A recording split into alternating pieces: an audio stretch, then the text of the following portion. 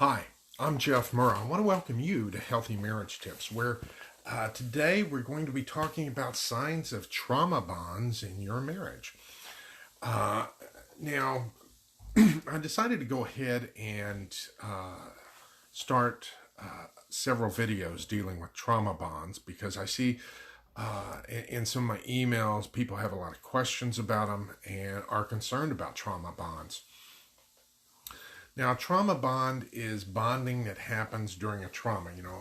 When you go through a trauma or traumatic experience, you develop a sense of connection with the people that you went through it with. Now, the funny thing about trauma bonds, you can develop bonding with the person that actually inflicted the trauma, not necessarily just the people who helped you through it and stuff like that. Granted, it's an unhealthy bond, but it is a bond, and those things will need to be dealt with. And in terms of some of the signs, that's what I'm going to be talking about. If people are all the time asking, how can she stay with him after everything that he's done? And they're making references to all the betrayals and backstabbings and bad things that happen, and she still loves him and is still in there with him. That could be a sign of a trauma bond that exists between the people to keep her in that relationship. Another sign is when you go from one unhealthy relationship to another, like a whole series of relationships that are all unhealthy, and you keep going from one to another to another. It's almost like, the same bad movie getting played out in different ways. And a third sign is frequent self-defeating behavior or self-sabotaging behavior. If every time things start to go good, you do something to have a setback, or you get a raise at work and you do something to sabotage it.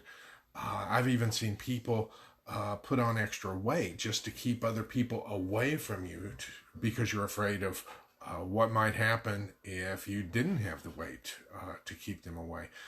This could also be a sign of a trauma bond. And when it happens in your marriage, it makes things unhealthy. Yes, you do have that connection with them, but the nature of the connection needs to be looked at, and some steps need to be taken to go ahead and change it. Now, I'll be talking more about what you can do about trauma bonds, but first we have to understand what are the trauma bonds, how they do show up. There are other signs of trauma bonds, the nightmares, the inability to sleep. And if you just have one or two of these symptoms, don't freak out. What you want to look for is if there is a pattern and you have several of them. That's when you have some concern. But I needed to go ahead and identify what it is that we're talking about. And in the coming days, I'll be laying out some ways of dealing with it and understanding it and moving past it.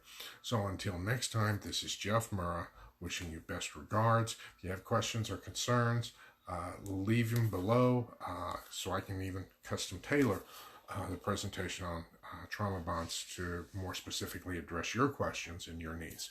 So until next time, this is Jeff Murrah. See you later.